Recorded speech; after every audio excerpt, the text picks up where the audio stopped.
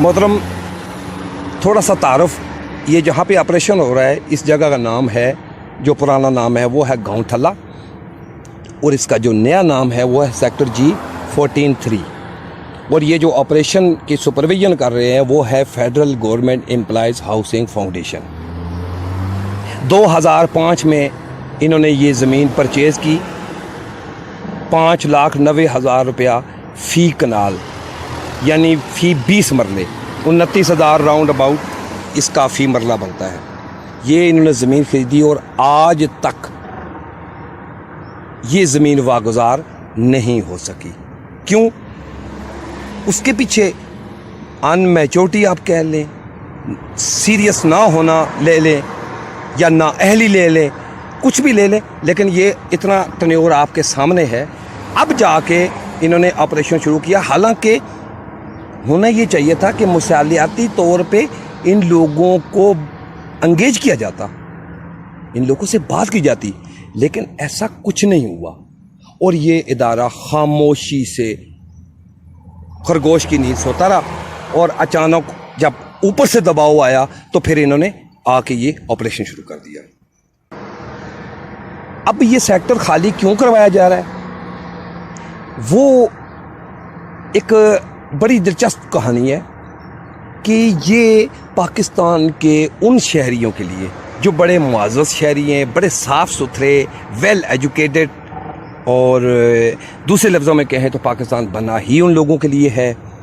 ये उन लोगों को पाकिस्तान के मुख्तलिफ लोग प्रोविजनल इलाकों से इम्पोर्ट किया जाएगा और यहाँ पे उनको सेटल किया जाएगा।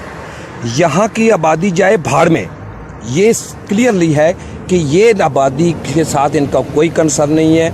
इनके नाक बह रहे हैं, ये भैंस बकरियां पालने वाले लोग हैं, जाहिल लोग हैं, मैले के चैले इनके चेहरे हैं, झुर्रियों वाले चेहरे हैं। लिहाजा इसको दूसरे लफ्ज़ों में आप कहें तो ये कचरा, इसको कचरा कह सकते हैं हम। तो ज़ाहिर है कचरा तो फिर रियासी इदारों ने साफ़ करना है। हाउसिंग फाउंडेशन लगी हुई है आपके सामने कचरा साफ़ करने के लिए। बात करने का जो मेन मकसद था वो ये था कि हमारे इस इस्लामाबाद को 3 हिस्सों में कन्वर्ट किया गया। इक़्तिदार निचली सतह पर की बात की जाती है ना, तो निचली सतह पे बात की अगर की जाए तो 3 MNAs हैं। उन 3 MNA के बहुत सारे यूनियन कौंसल आते हैं। तो ये बातें मुसालियाती अगर तरीक़ाकार अपनाया जाता तो ये मसला बहुत पहले से हल हो जाता, लेकिन ऐसा नहीं किया गया। क्यों? कि पावर का नशा, ताकत का नशा। ये हल्का NA-54 असद उमर साहब का हल्का है। असद उमर साहब चाहते तो अपने यूनियन कौंसल के 2, 3, 4 चेयरमैन को इसमें डाल के ये मामलात को किसी मनतकी अंजाम तक पहुंचा सकते थे, लेकिन अभी चूँकि मसरूफ़ आदमी है इसलिए उनसे शायद ये मुमकिन नहीं है। अब ये सेक्टर खाली तो करवाया जा रहा है उन अच्छे शहरियों के लिए, लेकिन जहाँ पे जिन लोगों को इस सेक्टर से मुतासर किया गया और उनको जो प्लाट दिए गए, उन प्लाटों का स्टेटस क्या है उसको छोड़ दें आप। क्यों? कि वो इधर के मकामी लोगों के प्लाट है, इसलिए उनकी टेंशन नहीं है, ज़मीन का कुछ पता नहीं है, प्लाटों का कुछ तरीक़ाकार तय नहीं हुआ कि वो प्लाट हैं भी या नहीं। लेटर इन्होंने पकड़वा दिए। अब सवाल ये बनता है बहैसियत मुतासरीन इस्लामाबाद इस सेक्टर के, कि अगर इस सेक्टर के लिए रियासती इदारा मुतहर्रिक हो गया, रियासती मशीनरी आ गई, रियासती पावर आ गई, तो जो मुतासरीन को जो इन्होंने प्लाट दिए उसको वागुज़ार कराने के लिए किस मुल्क से रिक्वेस्ट की जाएगी कि आप अपनी फोर्स भेजें ताकि हम अपना सेक्टर वागुज़ार कराएं? बहुत बड़ा सवाल है।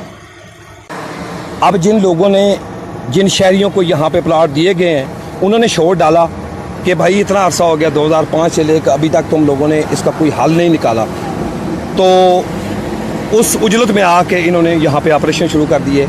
अभी ये ऑपरेशन को कंटिन्यू रखेंगे क्योंकि इनको बात करनी नहीं आती, अनमैच्योरिटी है ना, ये पावर का इस्तेमाल करेंगे। तो मोहतरम, गुजारिश ये करनी है कि वो तरीका अख्तियार किया जाए कि जो बंदा मीठे से मर सकता है उसको जहर देने की क्या ज़रूरत है। अब यही हाउसिंग सोसाइटी F14 में इसने पंजे गाड़े हुए हैं।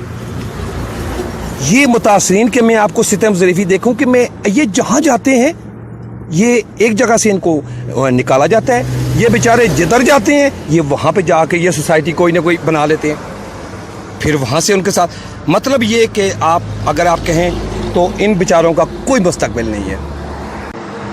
पता हाउसिंग फाउंडेशन के अफसरान को भी है कि जिनको कमीशन ने कैटेगरी बी में डाला वो लोग जेन्युइन हैं, उसमें बहुत सारे लोग जेन्युइन हैं, कुछ तो बोगस भी होंगे लेकिन बहुत सारे लोग जेन्युइन हैं। लेकिन क्या है, लकीर के फ़कीर, अब उसी को इन्होंने अमली जामा पहनाना है, तो जब ये गांव में जाएंगे तो मज़ीद वायलेंस पैदा होगा। तो इसलिए इस काम को किसी तरीके के साथ अगर किया जाए तो मेरा ख्याल है बहुत अच्छा है।